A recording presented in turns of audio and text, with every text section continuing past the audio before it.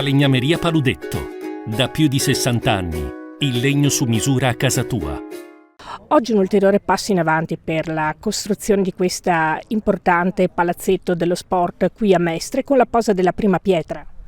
Assolutamente sì, una giornata importante perché finalmente ridiamo a questa città un'area che negli ultimi anni è stata chiusa, è stato anche luogo di degrado e di illegalità. Quest'area viene ridata alla cittadinanza con un palazzetto dello sport che terrà 1000 spettatori, un campo, una palestra che potrà permettere anche le competizioni di diverse discipline, soprattutto anche di medio e alto livello.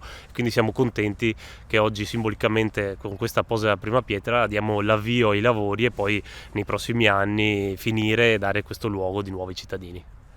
Dando un po' di cifre, quali saranno appunto i tempi per la realizzazione di questo palazzetto?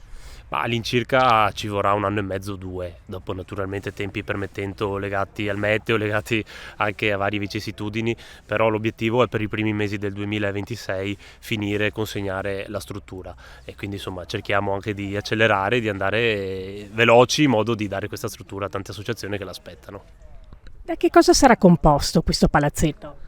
Prima di tutto il campo principale in palché, le 2 tribune che terranno 1000 spettatori, 4 spogliatoi per gli atleti, 2 spogliatoi per gli arbitri, infermeria, area ristoro, una piccola palestra pesi per gli atleti, oltre naturalmente a spazi aperti, parcheggi e quant'altro che permetterà anche l'afflusso in sicurezza di tutti gli spettatori. Ci sarà anche l'area dedicata alla stampa per quanto riguarda le partite in particolar modo?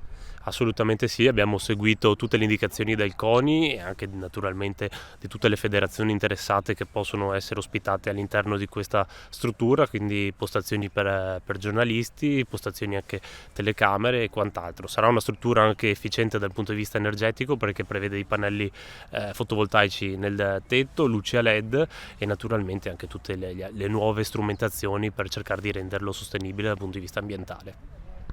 Una struttura di cui c'era tanto bisogno, viste anche le tante associazioni sportive che non avevano strutture o non le avevano adeguate. Una struttura che serviva in questa città, un palazzetto di medie dimensioni che non c'era, 1000 spettatori non ne abbiamo mai avuti nella nostra città, ne abbiamo quello più grande che è il Tagliercio che ha 3500 posti e quella più piccola che è il Franchetti che ha a malapena 300-400 insieme al Palavega. E quindi una struttura che permette oltre a campionati di un certo livello ma che permette anche manifestazioni e eventi sportivi singoli o di diversa natura. Sì, esatto, c'è una doppia funzione, una nuova struttura sportiva importante attesa dalle società sportive che finalmente potranno praticare i vari sport nella nostra città in strutture grandi, moderne, contemporanee e adatte alle esigenze, anche dei tifosi dove potranno starci molto più comodamente, ma nel frattempo andiamo anche a recuperare un'area che socialmente era stata distrutta da un'opera che purtroppo non aveva funzionato e anzi aveva creato degrado e danni nella nostra città e che i cittadini volevano fosse completamente riqualificata come abbiamo fatto noi. Un'opera che tra l'altro sarà costruita all'insegna della sostenibilità, tra le altre cose. Sì, della sostenibilità sia ecologica ma anche economica perché ricordiamo che viene realizzata con fondi PNRR, quindi il comune non spende i propri soldi ma è stato bravo ad intercettare dei fondi europei con un progetto che è stato considerato importante. Si parla tanto di trovare luoghi di aggregazione anche per quanto riguarda lo sport per, frase fatta, togliere i giovani dalle strade. Questo è sicuramente un buon modo. Penso sia il miglior modo, penso che lo sport sia lo strumento principale per cercare di fare aggregazione tra i ragazzi, incentivare a fare attività fisica.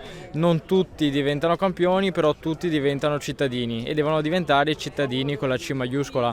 Abbiamo sempre messo lo sport al centro dell'attività amministrativa perché proprio pensiamo che vengano insegnati i valori che poi bisogna utilizzare nella vita tutti i giorni, il rispetto degli altri, dell'arbitro, delle cose, il saper cadere e rialzarsi più forte di prima. Sono tutti valori che dallo sport si passa alla vita di tutti i giorni. Allora oggi non è soltanto la costruzione di un palazzetto ma è la fine di una storia e l'inizio di un'altra molto importante.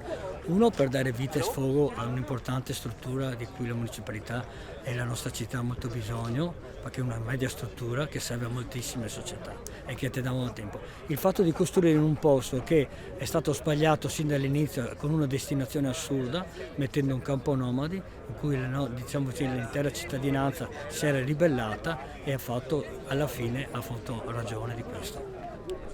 C'era molto bisogno poi per quanto riguarda le realtà sportive del territorio di un palazzetto, appunto di una nuova struttura sportiva. E soprattutto un palazzetto di queste dimensioni con questa capacità. Con 1000 persone noi possiamo arricchire la nostra città e le nostre associazioni di almeno altri sport importanti di palestra come il calcetto, la pallavolo, la pallacanestro. Sicuramente un valore aggiunto per questa zona, per la città. È una città che aspetta da tempo perché ci sono tantissime associazioni, società sportive che hanno degli ottimi risultati a livello non soltanto locale, regionale ma anche nazionale e che meritano questo per potersi espandere e per dare sicurezza, certezza e continuità per la vita sportiva dei ragazzi di Mestre. Sport a Mestre. Per quanto riguarda il basket Mestre, quali sono le vostre esigenze e che cosa vi aspettate? Ma allora sicuramente questo è un giorno importante perché c'era bisogno per quanto riguarda la comunità di un impianto del genere, per cui facciamo i complimenti alla municipalità perché ha capito l'esigenza soprattutto di società come la nostra che negli ultimi anni sono cresciute molte, soprattutto grazie all'apporto dell'imprenditoria che ci segue, il consorzio e il nostro main sponsor Gemini, per cui noi come società che rappresentiamo la seconda dal punto di vista del pallacanestro dopo la Reyer avevamo bisogno e abbiamo bisogno necessariamente di un luogo dove poter sviluppare il nostro lavoro che in questo momento chiaramente non aveva una casa, quindi è una grande opportunità, una visione giusta da parte della municipalità di costruire un palazzetto del genere che può rispondere a delle esigenze per le società come la nostra. In particolare quelle del basket Mestre, quali sono nello specifico? Ma il basket Mestre negli ultimi 10 anni è cresciuto tantissimo da una società del tutto amatoriale, oggi è una società di professionisti con un consorzio di imprenditori importanti che ci supporta e che ha bisogno assolutamente di una visibilità e ha bisogno chiaramente di uno sbocco per poter sviluppare la propria crescita che ha avuto fino ad oggi. Il trend è notevole, siamo seguiti anche da tanti tifosi che ci seguono in tutta Italia e quindi c'era bisogno anche per quanto riguarda il nostro settore giovanile che è in crescita esponenziale di un luogo dove poter sviluppare il nostro lavoro, quindi auspichiamo di poter far parte anche noi di questa opportunità che il Comune dà alle attività sportive come la nostra. Anche perché lei ha parlato giustamente di settore giovanile, però per quanto riguarda la prima squadra le prospettive sono tuttora alte. Beh, la prima squadra si sa, in questo momento sta lottando per dei posti di alto prestigio nel campionato di binazionale con l'obiettivo dichiarato nel più breve tempo possibile, ma chiaramente non dipende solo da noi, di poter andare in A2 e quindi c'è bisogno chiaramente per un progetto come il nostro, che non è un progetto amatoriale ma un vero e proprio progetto professionistico, di un luogo dove poter sviluppare questo lavoro e anche per dare un seguito a quello che è il nostro merito di essere cresciuti nel tessuto sociale di Mestre con una tifoseria che ci segue fino in tutta Italia, anche in Sud Italia, in Sicilia, in Puglia come è stato quest'anno. Pietra di quello che sarà il nuovo palazzetto dello sport di Mestre, anche tu qui. In particolare che esigenze ha il Città di Mestre che attualmente è ospitato al Pala Franchetti? Beh, allora questa secondo me è una pietra miliare per lo sport mestrino, è quel palazzetto di fascia di pubblico che comprende da 0 a 1000, che è un po' il target che serve a noi come movimento del calcio a 5 per poter affrontare le categorie A2 Elite come siamo adesso attualmente o in una futura Serie A. E questo molto probabilmente è un input in più per le società di Mestre che fanno sport di svilupparsi anche a livelli maggiori degli attuali livelli che abbiamo raggiunto. E non solo per la prima squadra ma anche per il fiorente settore giovanile? Ma questo secondo me a caduta porterà dei vantaggi perché ovviamente avendo un palazzetto da 1000 posti dove le prime squadre possono allenare a giocarsi e giocare, si libereranno a caduta degli spazi nelle altre strutture buone che abbiamo a Mestre e sicuramente anche i settori giovanili trarranno vantaggio da questo.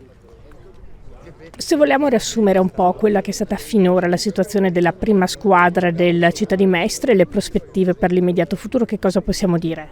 Le prospettive sono buone perché finalmente abbiamo un obiettivo di poter avere un palazzetto all'altezza del palcoscenico nazionale. Questo dà un input, dà una forza, dà una volontà nuova anche al sottoscritto per trovare energie e risorse per poter competere ai massimi livelli. E potrebbe essere appetibile anche per nuovi sponsor.